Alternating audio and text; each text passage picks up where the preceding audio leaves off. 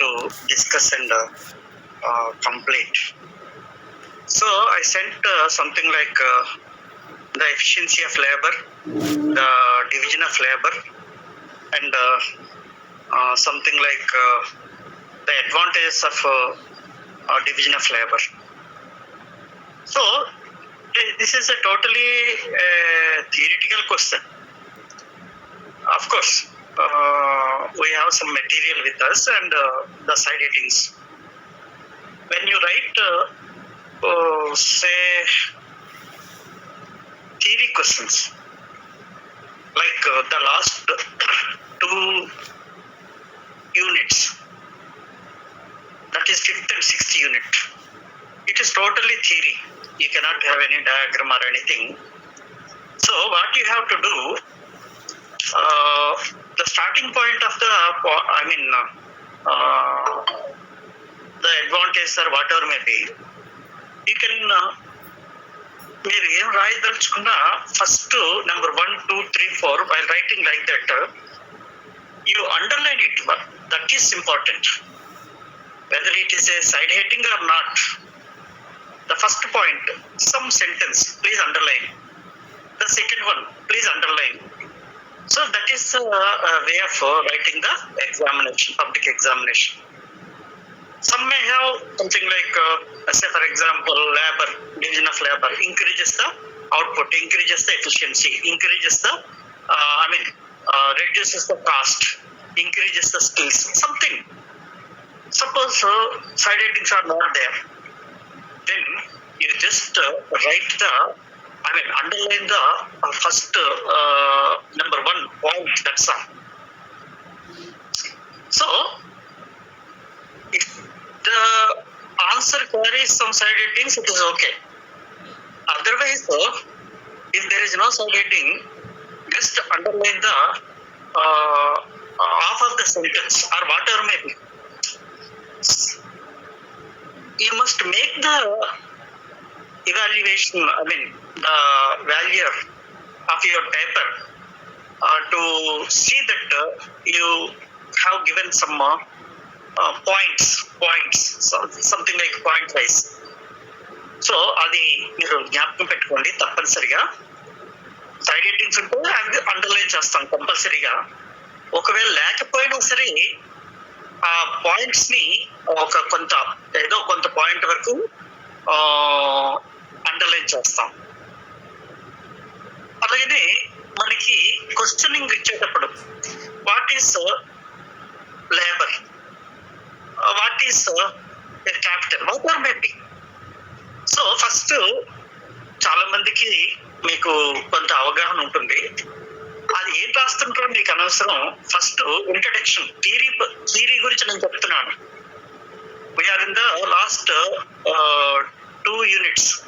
We are presently in the 5th unit. ఆ 5th unit and 6th unit, both are theory units. Introduction అని ఒక side heading పెట్టండి first. అలాగనే question ఏది ఇచ్చాడో చూడండి. What is labour in economics, or what is efficiency of labour, what are the advantage, whatever may be. Introduction అని ఒక side heading పెట్టండి. ఏదో 5-6 లైన్లు రాయండి. ఎగ్జాంపుల్స్ ఎక్కువ రాయండి, ఎందుకంటే ఇందులో అంతా కూడా ఎగ్జాంపుల్సే ఉంటాయి. 5th, 6th units లో ఎగ్జాంపుల్స్ ఎక్కువ ఉంటాయి. అసే ఫర్ ఎగ్జాంపుల్ లేబర్ గురించి రాసేటప్పుడు the work done for service, say for example NSS, NCC. మనం కాలేజీల్లో చదివేటప్పుడు ఏవో కొన్ని ఆర్గనైజేషన్స్ లో సర్వీస్ చేస్తుంటాం. అది they will not come under labour. Why? Because we are not doing the work for remuneration. Here remuneration is important. The service, the work, ఏదో మీ ఇంట్లో చేసే పనులు ఏవి కూడా మీ మదర్ మీకు చేసినా, మీరు మీ మదర్కి చేసినా, అవేవి కూడా ఎకనామిక్స్ లో లేబర్ కింద ట్రీట్ చేయరు. ఎందుకంటే we are not taking any remuneration. Mother is not taking any remuneration from the children or from the father. She is doing all the household work. మీ బట్టలు కుడుతుంది, మీకు వంట చేసి పెడుతుంది, మీ ఎన్నెన్నో. నిజంగా వాటన్నిటికీ ఒక లేబర్ లో మనం లెక్క కట్టాలంటే మన జీవితం అంతా సరిపోదు పే చేయటానికి. ఏదో నేను నీతి వాక్యాలు చెప్పటం లేదు, కానీ కనీసం బాగుపడతారని. You must help your parents because they are doing a lot of service without remuneration. అదే పని మీరు మీ బట్టలు బయట ఉతికించుకోవాలన్నా, వాటిని ఇస్త్రీ చేయించాలన్నా, మీకు ఎవడైనా బయట ఫుడ్ పెట్టాలన్నా, you have to pay lot of money. But you are not paying any money to your parents, just out of love and affection. అదే మీరు వాళ్ళ ఓల్డ్ ఏజ్ లో కూడా చూపించాలి. This is what the philosophy says. Whereas economics says that the work for remuneration. But if you go the logical way of understanding the labor, parents are doing a lot of labor. Of course, even the defense people are also doing a lot of out of patriotism. అక్కడ మన జై జవాన్ జై కిసాన్ వీళ్ళిద్దరు కూడా మనం ఎంతో రుణపడి ఉంటాం. అదేంటి మనుషులు మనం డబ్బులు ఇస్తున్నాం, వాళ్ళకి జీతాలు ఇస్తున్నాం కదా, but they are doing more than what they are receiving. వాళ్ళకి ఇచ్చే జీతాల కంటే వాళ్ళు చేసేటటువంటి సేవ which is called as sacrifice ఎక్కువ ఉంటుంది. మీ మదర్ ఫాదర్ మీకోసం ఎంతో సాక్రిఫైస్ చేస్తున్నారు. ఒక్కోసారి కొన్ని పూర్ ఫ్యామిలీస్ లో అయితే వాళ్ళు తినటం మానేసి మీకు తిండి పెడుతున్నారు, కానీ మనం దున్నపోతుల్లో ఊరి మీద తిరుగుతుంటాం అనమాట. So this is really especially with boys. I'm not blaming anybody.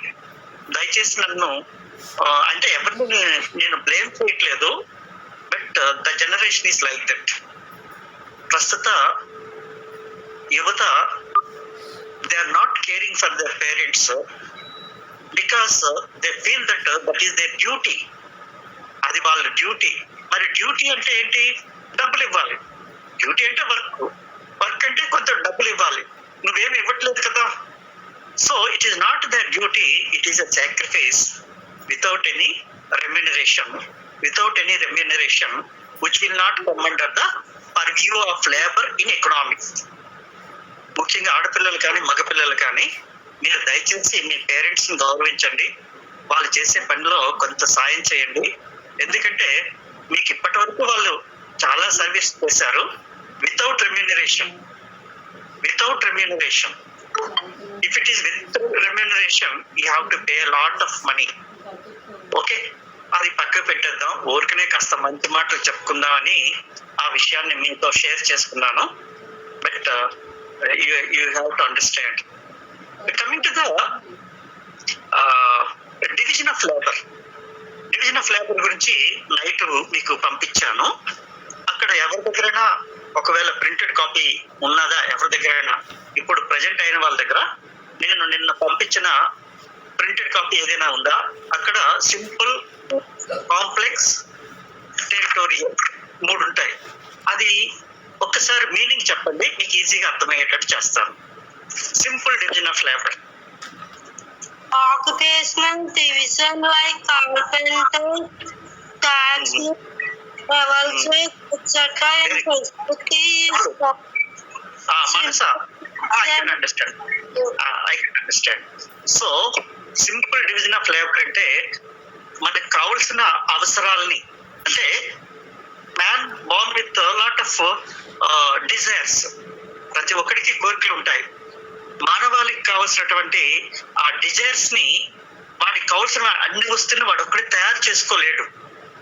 నేను బట్టలు వేసుకోవాలి నాగరిక ప్రపంచంలో, కానీ నా బట్టల్ని ఏదో పూర్వం పాపం గాంధీ గారు మీ ఏదో నేత చేసి మీ బట్టలు మీరే తయారు చేసుకోండి అని చెప్పారు. That is a different issue. But now the society is divided into simple division of labour. అంటే సొసైటీని మొత్తం సమాజాన్ని కొన్ని పనులకి కొంతమంది చేయటానికి విభజనే that is called as simple division of labour. The carpenter, the washman, the washerman, the potter. So many things. The blacksmith, the whatever may be. అంటే మనకు కావాల్సిన వస్తువుల్ని వేరు వేరు వ్యక్తులు తయారు చేస్తుంటారు. అలాగే మనం ఏదో తయారు చేస్తుంటాం. వాళ్ళకి కావాల్సింది మనకి ఇస్తారు, మనకి కావాల్సింది వాళ్ళకి ఇస్తాము. ఒకప్పుడు ఇలా వస్తువుల్ని సేవల్ని మార్చుకునే పద్ధతి ఈ దేశంలో ఏడ్చేది, కానీ ఇప్పుడు లేదు. విలేజెస్ లో, గ్రామాల్లో ఏదో ఒక రైతు ఉంటాడు. ఆ రైతుకి ఏదో నాగలి కావాలి పొలం దున్నుకోవటానికి.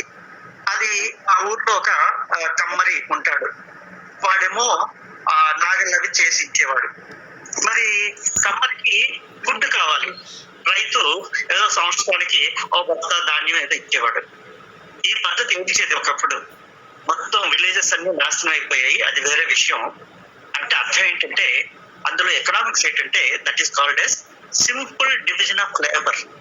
సూక్ష్మంగా అంటే మనం వృత్తుల వారీగా విభజించుకున్నాం అనమాట. నువ్వు ఈ పని చేయు, నేను ఈ పని చేస్తాను. నాకు కావాల్సిన నువ్వు ఇయ్యు, నీకు కావాల్సిన నేను ఇస్తాను.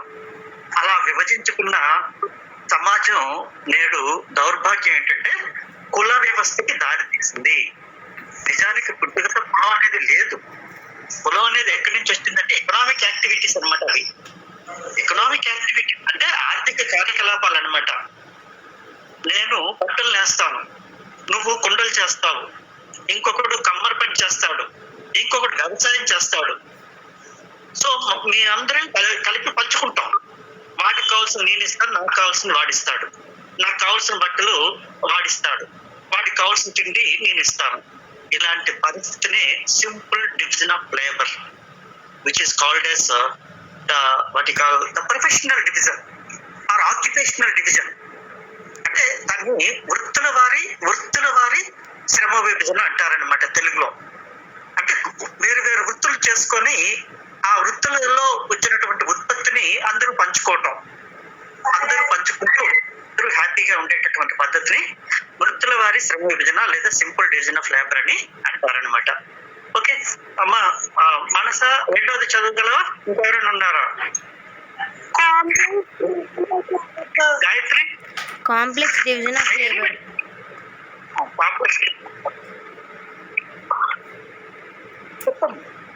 The spectrum of the making of an article into a number of processes and sub-processes per separate group of people is called complex division of labor. This is the proper division of labor. Very good చాలు. ఇక్కడే అసలు economics అనేది బయటపడుతుంది. ఎక్కడ రెండోది ఏంటమ్మా? Complex complex division of labour. Okay, అంటే ఒక వస్తువు యొక్క తయారీని లేదా సేవ యొక్క తయారీని కొన్ని భాగాలుగా చేసి ఒక్కొక్క భాగాన్ని కొంతమంది వ్యక్తులు తయారు చేసి మొత్తం వస్తువు తయారు చేయడానికి కాంప్లెక్స్ డివిజన్ ఆఫ్ లేబర్ అంటారు. ఇప్పుడు ఇది ఆల్రెడీ చెప్పిందే చాలా సింపుల్ కూడా. ఏదో టైలర్ ఉంటాడు, వాడు ఏం చేస్తాడు? ముగ్గురు ఉంటారు టైలర్ షాప్ లో. ఒకడు కట్ చేస్తాడు, వాడి పని అది. ఇంకొకడు స్టిచ్ చేస్తాడు, వాడి పని అది. అంటే బట్టలు షర్ట్ కుట్టడం అనే పనిని 3 దశలుగా చేసాం.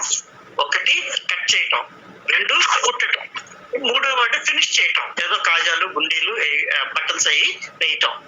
So this is called as complex division of labour. అట్లాగే ఏదైనా కావచ్చు. ఏదో కార్ల తయారీ పెద్ద ఫ్యాక్టరీ ఉంటుంది, మొత్తం కార్ అంతా ఒకటి తయారు చేయడమ్మా. ఒక్కొక్కడు ఒక్కొక్క పార్ట్ తయారు చేస్తుంటాడు, అది అలాగే ఒక చైన్ లాగా వచ్చేస్తుంటాయి.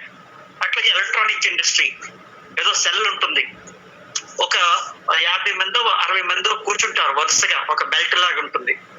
వాడు ఒక ఏదో క్యాబిన్ అంటే అదే ఒక డొక్కులాంటిది పెడతాడు. ఆ మొట్టమొదటి వాడు ఏదో అందులో పార్ట్ పెడతాడు, అది రెండో దగ్గరికి వస్తుంది. రెండో వాడు ఇంకేదో పార్ట్ పెడతాడు, మూడోది ఇంకొక పార్ట్ పెడతాడు. So this is called as complex division of labour. ఆడొక్కడే కూర్చొని అన్ని స్పేర్ పార్ట్లు పెట్టుకుంటే 4 రోజులకు ఒక సెల్ తయారు చేస్తాడు.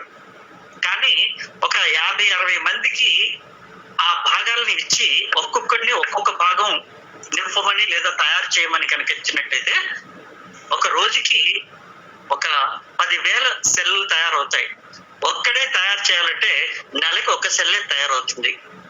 ఈ విషయాన్ని అర్థశాస్త్ర పితామహుడైనటువంటి Adam Smith, the father of economics, వాడు తన ఉదాహరణలో కూడా చెప్తాడు. ఎప్పుడో సుమారు 1776 అప్పటి నుంచి కూడా ఈ కాంప్లెక్స్ డివిజన్ ఆఫ్ లేబర్ అనేది ఉంది.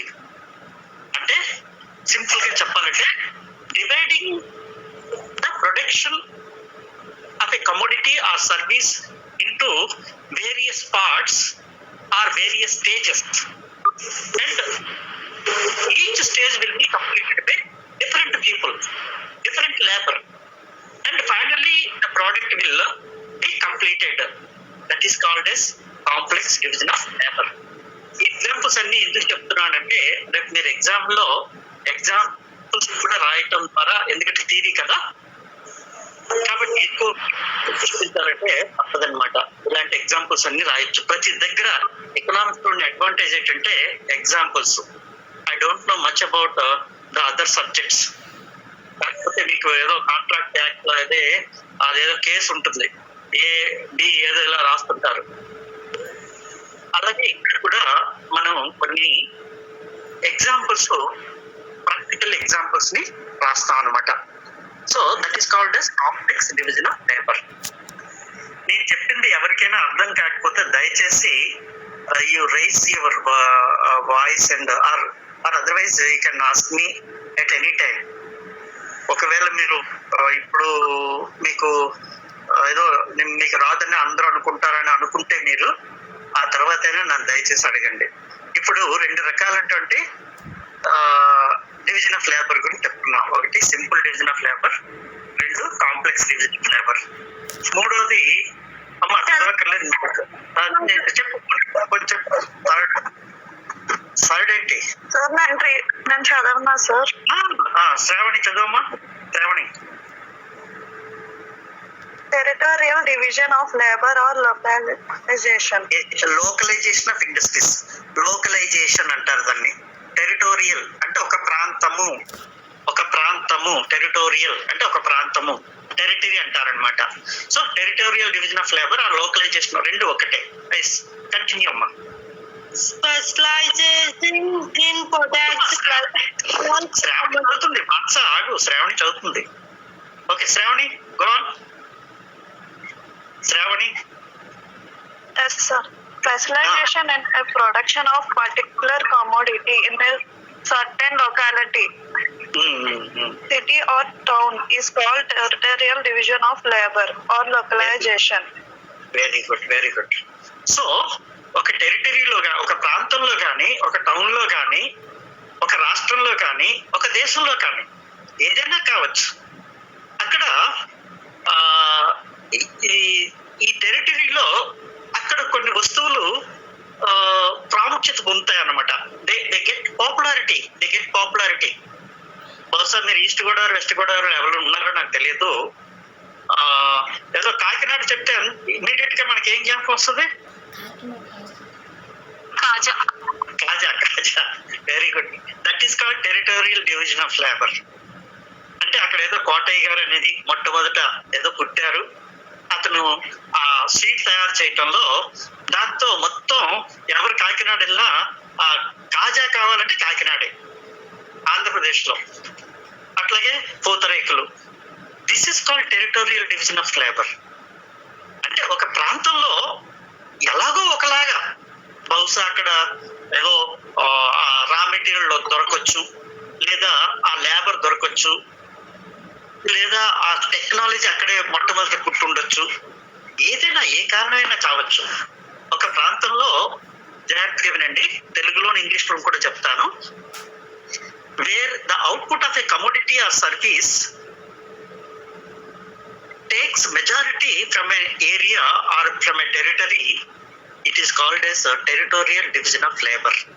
ఒక ప్రాంతంలో ఒక వస్తువు లేదా సేవ ఎక్కువగా ఉత్పత్తి కావటాన్ని, ఎక్కువగా తయారు కావటాన్ని టెరిటోరియల్ డివిజన్ ఆఫ్ లేబర్ అంటారు.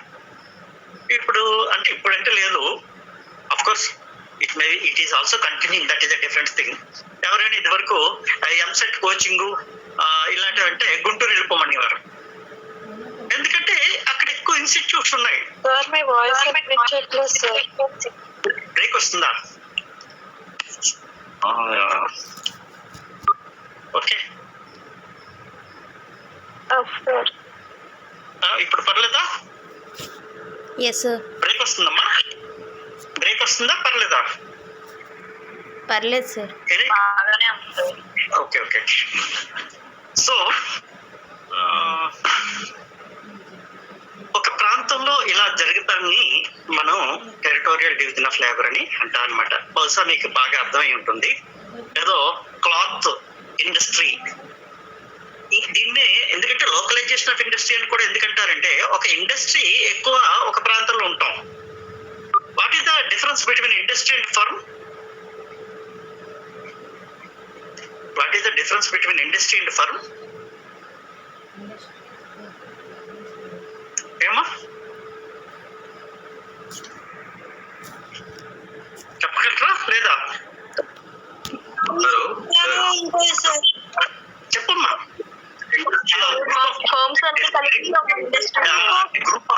Very good. అయితే ఇప్పుడు వస్త్రాలను తయారు చేసే ఎక్కువ సంస్థలు ముంబైలో ఉన్నాయి. కాబట్టి industry, cotton industry located in or territorial division of labour in Mumbai లేదా మహారాష్ట్ర అంటాం అనమాట. అట్లాగే యూపీ చెప్పేటప్పుడు షుగర్ ఇండస్ట్రీ, ఇలా దీన్ని కూడా టెరిటోరియల్ డివిజన్ ఆఫ్ లేబర్ అంటారు. అంటే ఒక ఇండస్ట్రీలో ఎక్కువ ఒక ప్రాంతం నుంచి ఉంటే ఎక్కువ అవుట్పుట్. బట్టలు అనేటప్పటికీ సూరత్ ఫర్ ఎగ్జాంపుల్, అది టెరిటోరియల్ డివిజన్ ఆఫ్ లేబర్ అనమాట. అహ్మదాబాద్ అది territorial division of labour. So మన ఆంధ్రప్రదేశ్ లో ఎక్కడ లేదు పాపం. ఒకప్పుడు వరంగల్లో ఉండేది, ఎత్తేసారు అన్నిని. That is a different thing. అట్లాగే హ్యాండ్లూమ్ ఇండస్ట్రీలో ఆఫ్ కోర్స్ ఆంధ్రప్రదేశ్ లో కొన్ని ప్రాంతాలు ఉన్నాయి. So that is called as territorial division of labour. అయితే ఇది ఎందుకు జరుగుతుంది అంటే availability of labour, availability of raw material, availability of skill labour. So it is called as localisation of industry. Localisation of industry అంటే పరిశ్రమ ఒక ప్రాంతంలో కేంద్రీకృతం అవటం. It may be for any cause.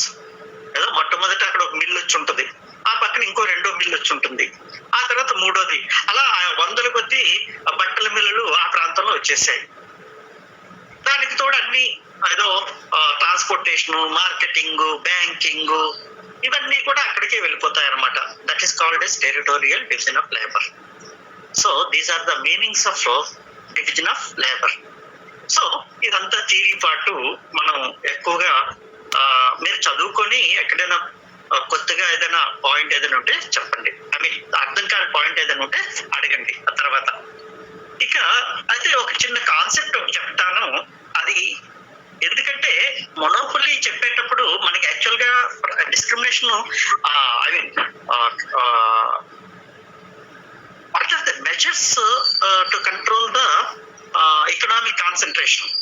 ఆల్గోపొలీ market వరస్టే, మొనోపొలీ మార్కెట్ కూడా వరస్టే. అదేంటి మనుషులు వరస్ట్ అంటారేంటి? అదే రియల్ కదా. మరి రియలే, కానీ ఏం చేస్తున్నారు? ఒక్కటైపోతున్నారు. ఒక్కటైపోయి ప్రజల్ని దోచేస్తున్నారు. నేను ఈరోజు ఏదో for example I purchased cell, I mean sir batteries అంటారు కదా, బ్యాటరీస్ ప్యూర్లీ ఆల్గోపొలీ మార్కెట్. ఏదో నిప్పో కంపెనీ, తర్వాత ఎవరెడీ కంపెనీ, ఇంకేదో 2-3 కంపెనీలు ఉన్నాయి, డ్యూరోసెల్ అని. Best example for oligopoly market. అసలు అన్నీ ఒకటే, ఒకే డిజైన్, కానీ ఒక్కొక్కడు ఒక్కొక్క ప్రైస్. ఒకడు 15 రూపాయలు అంటాడు, ఒకడు 18 రూపాయలు అంటాడు, ఒకడు 16 రూపాయలు అంటాడు. ఎవడు మార్కెట్ ఆడే ప్రొటెక్ట్ చేసుకుంటాడు త్రూ అడ్వర్టైజ్మెంట్. అంటే ఇక్కడ ఈ విషయాన్ని ఎందుకంటే చెప్పాను, ఇప్పుడు ఇలాగైతే ప్రజలు ఒక రకంగా ప్రైసెస్ ఎక్కువ పే చేయాల్సి ఉంటుంది. అలాగే మొనోపొలీ అనుకున్నాం సపోజ్. ఒకప్పుడు కొన్ని అంటే సోకాల్డ్ ఆల్గోపొలీ మార్కెట్స్ అందులోంచి వచ్చినవే. మొనోపొలీలు ఉండేవి. ఇప్పుడు ఉదాహరణకి అంబాసిడర్ కారు ఒకటే ఉండేది దేశంలో. ఆ తర్వాత ఏదో స్టాండర్డ్ అని, ఫియట్ అని ఇలా ఏవో వచ్చాయి. That is different. సో మొదట మొనోపొలీ నుంచి ఏదో 2-3 కంపెనీలుగా, సంస్థలుగా ఉంటే అది డియోపొలీ నుంచి ఆల్గోపొలీగా మారింది. ఒకటి ఉంటే మొనోపొలీ, 2 ఉంటే డియోపొలీ, 2 కంటే ఎక్కువ ఉంటే ఆల్గోపొలీ. సో ఈ ఆల్గోపొలీ మార్కెట్ లో కూడా మొనోపొలీ ఎలిమెంట్ ఉంటుంది. ఆల్గోపొలీ మార్కెట్ లో కూడా మొనోపొలీ ఎలిమెంట్ ఉంటుంది. మరి ఇలాంటప్పుడు ప్రజలు కొద్దిగా ఇబ్బంది పడతారు. ఏదో ఫర్ ఎగ్జాంపుల్ బిస్కెట్స్, ఏదో బ్రిటానియా అని, ఇంకోటి అయితే ఏమవుతుంది, అందరూ ఎవరికాడే ప్రైసెస్ ఫిక్స్ చేసేసుకుంటుంటారు. దానివల్ల ప్రజలు కొంత మోసపోవటానికి, ఎక్కువ చెల్లించడానికి అవకాశం ఉంటుంది. సో అందుకని దీన్ని రెస్ట్రిక్ట్ చేయడం కోసం దేశంలో 1969లో 1969లో ఒక చట్టాన్ని తీసుకొచ్చారు. దీన్ని ఎకనామిక్ కాన్సన్ట్రేషన్ రెస్ట్రిక్షన్ అన్నమాట. Monopolies restriction trade practices act of 1969. దీన్ని మీకు డీటెయిల్డ్ గా పంపిస్తాను, మెటీరియల్ పంపిస్తాను, అది కొద్దిగా చూడండి. ఎకనామిక్ కాన్సన్ట్రేషన్ అవ్వకూడదు దేశంలో, ఎందుకంటే దోపిడీకి దారి తీస్తుంది, ఎక్స్ప్లాయిటేషన్ కి దారి తీస్తుంది. They fix higher prices and they will exploit the people in the form of fixing the, because they are price makers. వాళ్ళు ప్రైస్ మేకర్స్ అయిపోతారు. ఎప్పుడైతే ప్రైస్ మేకర్స్ అయిపోతారో వాళ్ళు ఇష్టం వచ్చినట్టుగా చాలా ఎక్కువ ధరని పెట్టేస్తుంటారనమాట. సో అది మీకు పంపిస్తాను. అది ఎందుకంటే అది కంపల్సరీ క్వశ్చన్ అయిపోయింది పబ్లిక్ లో. అంటే ఇలాంటి క్వశ్చన్స్ ఏదో సుత్తి రాద్దాంలే, ఏదో రాద్దాం, 4 సైడ్ హెడ్డింగ్ పెట్టి ఏదో రాద్దాం అనుకున్న వాళ్ళకి బాగుంటుంది. ఆ డయాగ్రామ్ క్వశ్చన్స్ రియల్ గా పర్ఫెక్ట్ గా చదివిన వాళ్ళకి బాగుంటుంది, ఎందుకంటే వాటికి మార్కులు ఎక్కువ వస్తాయి. ఈ సుత్తి రాస్తే ఏదో పాస్ అయిపోతాడు, ఏదో 4 పాయింట్లు ఏవో ఉంటాయి కాబట్టి పాస్ అయిపోతాడు. So I'm not discouraging anybody, but you have to go according to your convenience or easiness. మీకు ఏది సులువుగా ఉంటే దాన్ని ఫాలో అయిపోండి. అయితే ఇక్కడ ఈరోజు ఒక కొత్త టర్మ్ చెప్పాలనుకుంటున్నాను. మొనోపొలీలో డంపింగ్ అందరూ వింటున్నారు కదా, డంపింగ్, DEMPING, డంపింగ్ అనేది ఉంటుందన్నమాట. అంటే అర్థం ఏంటంటే మొనోపొలీ ప్రాఫిట్ ఎక్కువ రావడం కోసం ఏం చేస్తుంటాడంటే ప్రైస్ డిస్క్రిమినేట్ చేస్తాడు. మొన్న ఆ మధ్య ఎప్పుడో ఒకసారి కొద్దిగా చెప్పి అది మన సిలబస్ లో లేదు అని పక్క పెట్టేశాను. కానీ దౌర్భాగ్యం ఏంటంటే అది ఏంటి, ఆ సిలబస్ లో లేదే లేదు. లేబర్ అంటే ఏం రాయాలి, క్యాపిటల్ అంటే ఏం రాయాలి, మనీ అంటే ఏం రాయాలి, పేజెస్ అంటే ఏం రాయాలి, థియరీస్ రాయాలా, మీనింగ్స్ రాయాలా, ఏమీ లేని దౌర్భాగ్యపు సిలబస్ అనమాట అది. కానీ మనకి తప్పదు కదా ఎగ్జామ్. సో ఒకవేళ ఎక్కడైనా షార్ట్ క్వశ్చన్ లో అయితే అడిగితే డంపింగ్, DEMPING, డంపింగ్, ఈ పదం ఎప్పుడైనా విన్నారా? ఎకనామిక్స్ లో కాదు, మామూలుగా డంపింగ్ అనే పదం విన్నారా? Manasa, Shiva? Dumpyard. Very good, dumpyard. అంటే అది ఇక్కడ పనికిరాదు, కానీ ఎకనామిక్స్ లో డంపింగ్ అంటే అర్థం ఏంటంటే మొనోపలిస్టు అంటే ఒకడే అమ్మకందాడు ఉండేటటువంటి మార్కెట్ లో వాడు ఏం చేస్తాడంటే వేరు ధరలు పెడుతుంటాడు. అప్పుడు ఎగ్జాంపుల్ చెప్పాను, మీరు అప్పుడు ఉన్నారో లేదో నాకు తెలియదు. సినిమా హాళ్ళు లేదా ఫ్లైట్స్ లేదా వాటి ద ట్రైన్, వేరు ధరలు, different prices they will fix it. అయితే ఇక్కడ when it is a question of selling the product, a monopoly product in other countries, అంటే ఇంకొక దేశంలో అమ్మేటప్పుడు. సే ఫర్ ఎగ్జాంపుల్ మనం రోడ్డు మీదకి వెళ్తే చాలు చైనా ప్రోడక్ట్స్ విపరీతంగా. అసలు భారతదేశంలో మన ఇండియాలో ఉన్నామా చైనాలో ఉన్నామా అనేటటువంటి పరిస్థితి, దౌర్భాగ్య పరిస్థితి వచ్చేసింది. ఏది కొందామన్నా మేడ్ ఇన్ చైనా. అంటే that is called as dumping. China వాడు భారతదేశంలోకి డంపింగ్ చేస్తున్నాడు, ఆ దేశంలో అమ్ముకుంటున్నాడు, ఆ దేశంలో కూడా అమ్ముకుంటున్నాడు, కానీ ఈ దేశంలో కూడా అమ్ముకుంటున్నాడు. అఫ్కోర్స్ ఇదేంటి మనిషి ఆయన ఎవరు రానిచ్చాడు అంటే గ్లోబలైజేషన్ లో అంటే వాటి కాల్ ప్రపంచీకరణ అంటారనమాట తెలుగులో. అంటే ఏదో ఒక అండర్టేకింగ్ ఏదో లాంటి చేసేసుకున్నాం, ఎప్పుడైనా ఏ వస్తువునైనా ఏ దేశంలోనైనా అమ్ముకోవచ్చు, మీ దేశస్తుడు మా దేశంలో అమ్ముకోండి, మా దేశస్తుడు మీ దేశంలో అమ్ముకోండి, ఇలాంటి అగ్రిమెంట్స్, ట్రేడ్ అగ్రిమెంట్స్, గ్యాట్ అని చండాలం చేసి వదిలేశారనమాట. దాంతో వాళ్ళు ఇక్కడికి వచ్చేసారు. మనం ఇక్కడ మామూలు భారతదేశంలో సెల్ కొనాలంటే 10,000, ఆడైతే 1,000 రూపాయలు, చైనా సెల్ 1,000 రూపాయలు. ప్రొడక్షన్ తక్కువ. అది ఎంత తక్కువ అంటే ఆ దేశంలో మళ్ళీ 10,000కి అమ్ముతాడు, ఈ దేశంలో 1,000 రూపాయలకి అమ్ముతాడు, ఈ దేశంలో కాస్ట్ కంటే తక్కువ అమ్ముతాడు.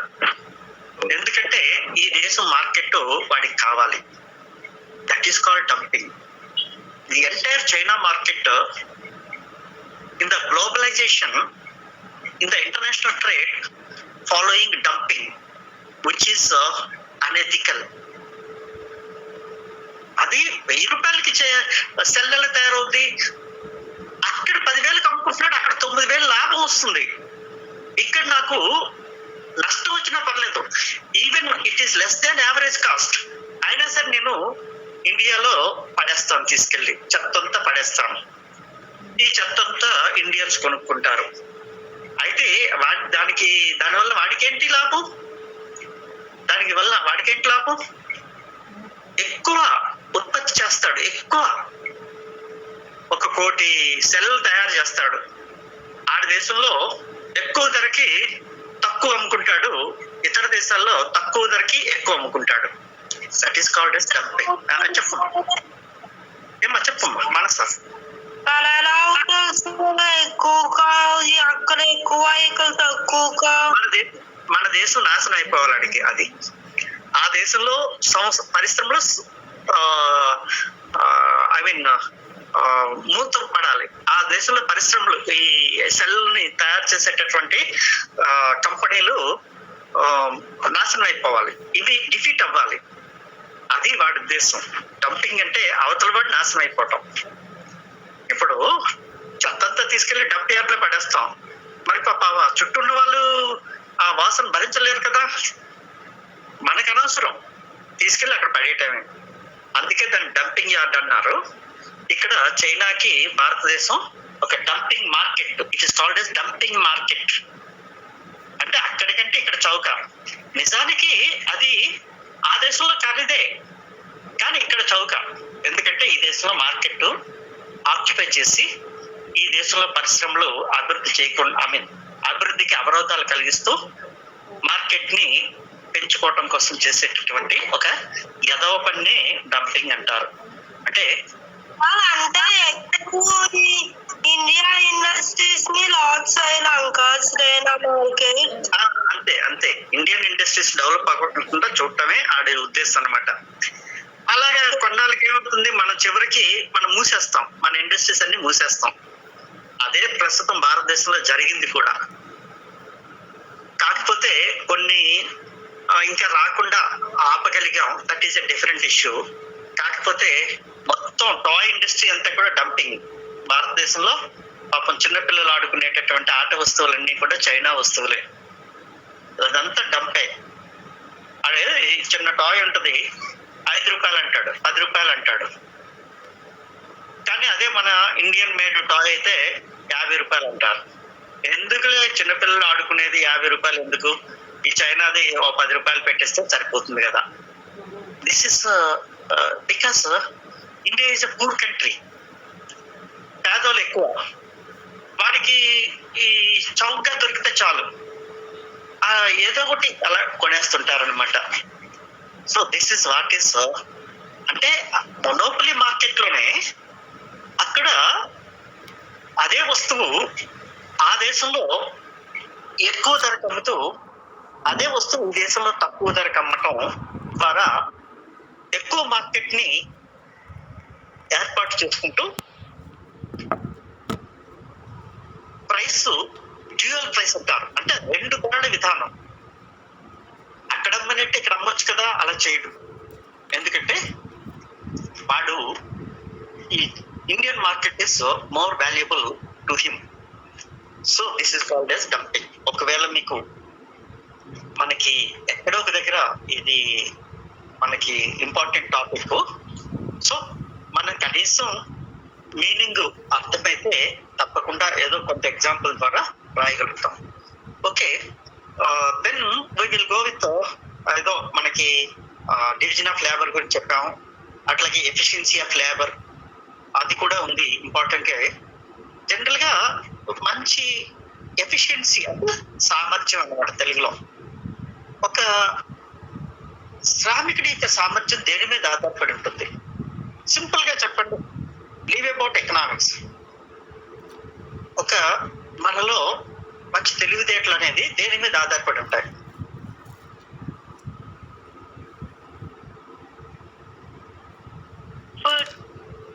చెప్పమ్మా మానస.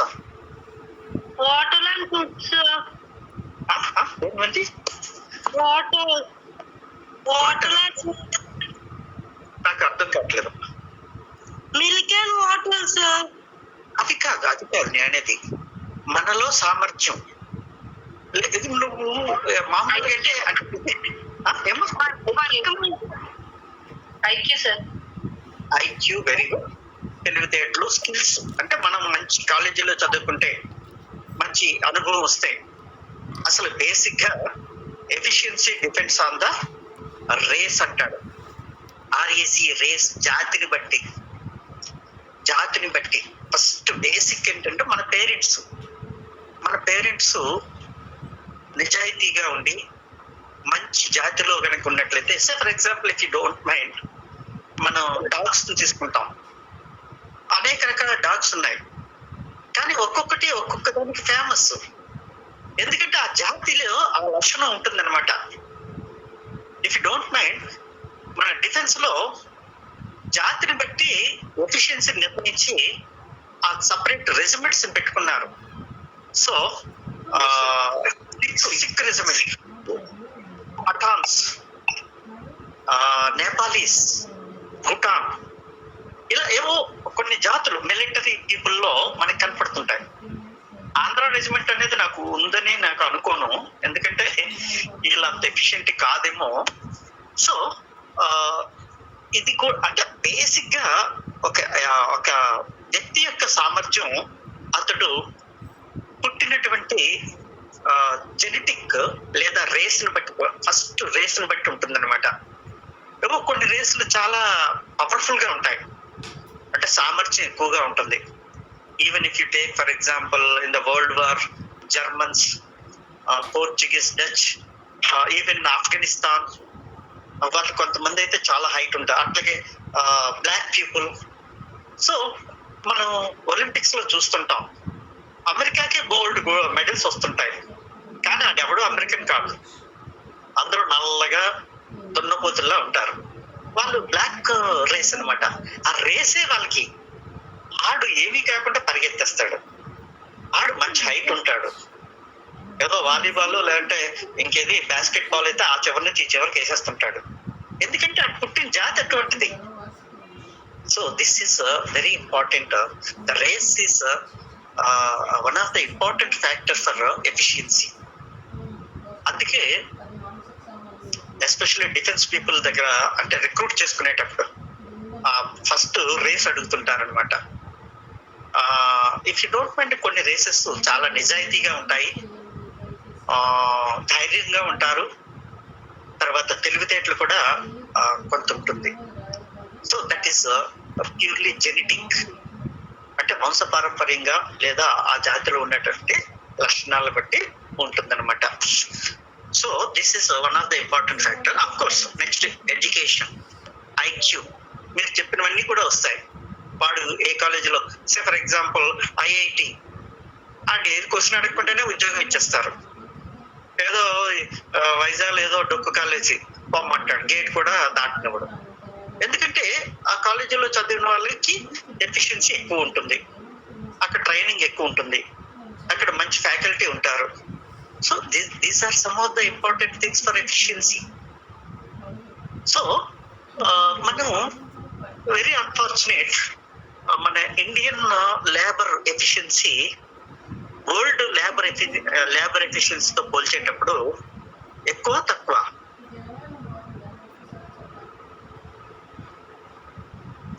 ఇండియన్ లేబర్ ఎఫిషియన్సీని వరల్డ్ లేబర్ ఎఫిషియన్సీతో పోల్చేటప్పుడు ఎక్కువ మంది తక్కువ. మంది ఎక్కువ సార్, చాలా ఎక్కువ. It's all right. No doubt, we are intelligent people, but in some respects we are not efficient compared to Japan. వాడు జపాన్ లో పంక్చువాలిటీ వాడి though they are very short. ఏదో మనం సరదాగా అంటున్నాం పొట్టివాడు గట్టివాడు అని. అట్లాగా Japanese are good efficient people.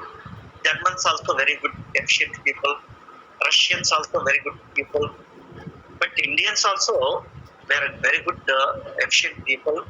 ఎందుకంటే ఇండియాలో కూడా టెక్నికల్ నాలెడ్జ్ పెరుగుతుంది. Best space research. ప్రపంచంలో ఎవడు మనంత చౌకగా రాకెట్ ప్రయోగం చేయలేడు ప్రపంచం మొత్తం మీద. అందుకనే ప్రపంచం అంతా కూడా మన దగ్గరికి వచ్చే ఆ శాటిలైట్ టెక్నాలజీకి సంబంధించి మనల్ని ఆశ్రయిస్తుంటారు. So this is really Indians are good, not in all. మరి ఎఫిషియన్సీ ఎక్కువ ఉంటే 170% మంది వ్యవసాయం చేస్తూ 100 మందికి తిండి పెట్టలేకపోతున్నారు. వేరే అమెరికాలో 4-5 వ్యవసాయం చేస్తుంటారు. ఆ దేశానికి తక్కువ మంది అందరూ తిండి పెడుతూ ఇంకో దేశానికి కూడా ఎగుమతి చేసే పరిస్థితి అక్కడ ఎఫిషియన్సీ ఎక్కువ ఉంది. Proper technology is not being used. I agree with you. Efficiency depends not only on human things but also the technology what they are using, and the skills what they are learning, and the education qualification. All these will contribute towards the efficiency of the labor. ఇవన్నీ కూడా ఎఫిషియన్సీకి దోహదం చేస్తాయి. అట్లాగనే the environment or the atmosphere. అంటే భారతదేశం ఉష్ణదేశం, అంటే కొద్దిగా temperature ఎక్కువ. చాలా వరకు యూరోపియన్ కంట్రీస్ కూడా టెంపరేచర్ తక్కువ ఉంటుంది. సో ఇది కూడా కొంత ఎఫిషియన్సీ మీద ప్రభావాన్ని చూపిస్తుంది. ఇక్కడ 1 గంట పనిచేస్తే చెమట అయిపోతాడు, అలసిపోతాడు ఎక్కువ. కాబట్టి ఇక్కడ ఎఫిషియన్సీ తక్కువ ఉండొచ్చు. Versus some cold countries they may not get tired because of the atmosphere. So ఇది కూడా ఎఫిషియన్సీ కారణం అవుతుంది అనమాట. And the tools what he uses, the technology what he follows, so many factors are there. And of course the efficiency also depends on the ways. అడిగిచ్చే డబ్బులు బట్టి కూడా. ఏదో పిండి కొద్ది రొట్టె అంటారు కదా, అట్లాగే అడిగిచ్చే డబ్బులు బట్టే వాడు పని చేస్తుంటాడు. ఎందుకంటే అయ్యో పాపం ఎక్కువ డబ్బులు ఇస్తారు కదా, ఎక్కువ పని చేస్తే ఇలా అనుకుంటుంటారు. That is also wage is also one of the important factors for efficiency. So many things are there. అది కూడా ఇంపార్టెంటే. అది ఆల్రెడీ మీకు పంపించుంటాను. ఒకవేళ పంపించకపోతే నేను అది కూడా పంపిస్తాను. సో స్లోలీ మనం ఎలా వెళ్తున్నాం అంటే లేబర్ దగ్గర నుంచి వెళ్ళి వేజ్ లోకి వెళ్తున్నాం అనమాట. వేజ్ అంటే ఒకడికి వేజ్ అంటే తెలుగులో వేతనం అంటాము. The wage is the reward for labour, for separating his labour from the labour. ఏంటి భాష లేబర్ అంటున్నారు అంటే శ్రమకు ప్రతిఫలంగా ఇచ్చేది వేతనము. శ్రామికుడు పని చేసినందుకు వాడికి ఎంతో కొంత మనం ప్రతిఫలం ఇస్తాం, దాన్నే వేతనం అంటారు. అయితే జనరల్ గా wage will be in the form of money. General గా డబ్బులు ఇస్తుంటాం. So here wage sometimes may be the real also. Suppose నీకు 10,000 జీతం ఇచ్చి ఒక క్వార్టర్స్ ఇచ్చారనుకుందాం, ఉండటానికి ఇల్లు ఇచ్చారనుకుందాం ఒక ఆర్గనైజేషన్ లో.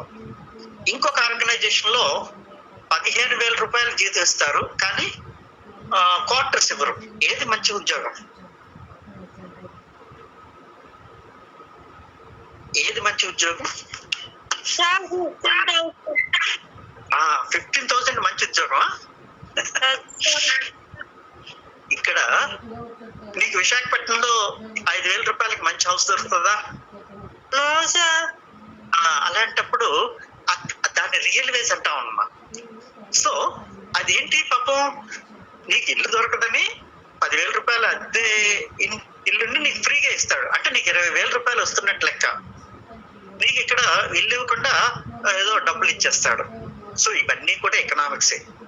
అక్కడ ఏంటంటే ఒక దగ్గర అయితే మనీ వేజే వస్తుంది, కానీ ఇంకొక దగ్గర మనీ వేజ్ తో పాటు రియల్ వేజ్ కూడా వస్తుంది. రియల్ వేజ్ అంటే REAL, రియల్, వస్తు రూపంలోను సేవ రూపంలో మనకు వచ్చేది. నీకు 10,000 రూపాయలు జీతం ఇస్తారు, మీ ఏదో ట్రాన్స్పోర్ట్ కూడా ఇస్తారు, ఫ్రీ ట్రాన్స్పోర్ట్ ఇస్తారు. ఇంకొకడు 12,000 రూపాయలు జీతం ఇస్తాడు, కానీ ట్రాన్స్పోర్ట్ ఇవ్వడు. ఏది మంచిది? ఇచ్చారు. అది దాన్నే రియల్ వేజ్ అంటారు. దాన్నే చెప్పమ్మా. ట్రాన్స్పోర్ట్ తెలిస్తే అలా బెస్ట్.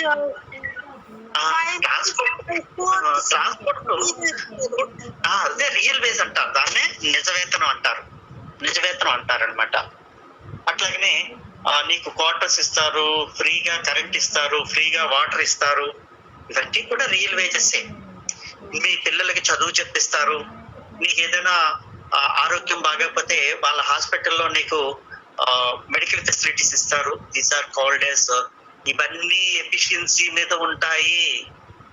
ఈ సదుపాయాలన్నీ కూడా ఎక్కడైతే శ్రామికుడికి లభిస్తాయో చట్టరీత్యా లభించేటటువంటి సదుపాయాలు కూడా లేబర్ ఎఫిషియన్సీని పెంచుతాయి. That is important. సో మనకి చాలా బహుశా మీలో కొంతమంది మీ పేరెంట్స్ వాళ్ళు కొన్ని ఆర్గనైజేషన్ లో పనిచేసేటప్పుడు వాళ్ళు చెప్తుంటారు, మా క్యాంటీన్ లో ఇడ్లీ 2 రూపాయలు అంటాడు. ఇడ్లీ 2 రూపాయలు ఏంట్రా, మేము బయట అయితే 20 రూపాయలు 30 రూపాయలకు కొంటామంటే అదంతే.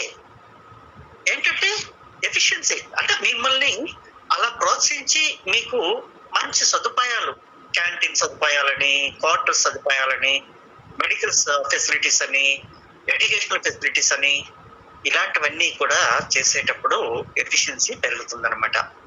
వాడు పాపం శ్రామికుడు కూడా అనుకుంటాడు, మనకి 2 రూపాయలకి ఇడ్లీ పెడుతున్నాడు, ఫ్రీగా కరెంట్ ఇస్తున్నాడు, ఫ్రీగా వాటర్ ఇస్తున్నాడు, ఫ్రీగా క్వార్టర్స్ ఇస్తున్నాడు, ఫ్రీగా ట్రాన్స్పోర్ట్ ఇస్తున్నాడు, ఫ్రీగా సినిమా చూపిస్తున్నాడు. Yes, there are many organizations where they will give cinema tickets. కొన్ని ఆర్గనైజేషన్ లో అయితే వారానికి నెలకు ఒకసారి ఆ ఫ్యామిలీకి అంతా కూడా సినిమాకి టికెట్స్ కూడా ఇస్తుంటారు. That is what you call real wages. వాళ్ళకి ఎంటర్టైన్మెంట్ కావాలి. అట్లాగే పెద్ద పెద్ద ఆర్గనైజేషన్స్ లో అయితే సమ్ థియేటర్స్, వాళ్ళ దగ్గరే ఒక థియేటర్స్ ఉంటాయి, అందులో మంచి మంచి సినిమాలు చూపిస్తుంటారు. So this is what the efficiency will increase. మనకి పైసా ఖర్చు లేదు, హాయిగా మనం బతకొచ్చు. So that is called as the efficiency, the factors that contribute towards the efficiency. So అదంతా కూడా చదవండి, కొద్దిగా చదివితే మీకు డెఫినెట్ గా అర్థమవుతుంది. నెక్స్ట్ థియరీ పార్ట్ కాబట్టి మీకు కొంత మెటీరియల్ పంపిస్తాను, అవి అర్థం చేసుకునే ప్రయత్నం చేయండి. మనకి ఇంకొక యూనిట్ కూడా ఉంది. థియరీ పార్ట్ కాబట్టి మనం ఇక్కడ ఏదో ఎక్స్ప్లెయిన్ చేయడానికి బోర్డు ఇట్లాంటిది ఏది మనకు ఉండదు కాబట్టి మీరు మామూలుగా చదివేసుకోవటమే. నేను ఈ వీక్ లోనే మీకు అసైన్మెంట్స్ కూడా ఇచ్చేస్తాను, అది రాసేసేయండి. ఈ అసైన్మెంట్స్ ఎందుకంటే కేవలం ఏదో ఒక పుస్తకం కాలేజీ ముఖాన్ని కొట్టడానికి కాదు. అసైన్మెంట్స్ లో ఇచ్చిన క్వశ్చన్సే పబ్లిక్ ఎగ్జామ్ లో ఇస్తారు. I mean assignments of course మీకు చెడు మార్గాలు చెప్పడం కూడా తప్పేమో. ఎవడికి ఇచ్చేసారు రాసిరా ఇదని మాత్రం అలాంటి చెత్త పనులు మాత్రం చేయకండి. దయచేసి మీరే రాయండి. అవి నీట్ గా చదువుకుంటూ రాసినట్లయితే మీరు ఎగ్జామ్స్ హ్యాపీగా, వెరీ హ్యాపీగా రాయగలుగుతారు. ఎవరు ఫెయిల్ అవ్వరు. వేరే అలా కాకుండా ఏదో కాలక్షేపం కోసం కాకుండా యూ టేక్ ఇట్ సీరియస్. మనకి ఇంకొక యూనిట్ ఉంది, ఇందులో కంప్లీట్ అయిపోయిన తర్వాత మీకు మొత్తం అసైన్మెంట్స్ అన్ని కూడా ఇస్తాను. ఎక్కడైనా డౌట్స్ ఉంటే I already told you, I think you know my number also. You can call me and you can ask any doubts regarding the subject. Okay, thank you. I will leave. Thank you, sir. Thank you sir. Thank you.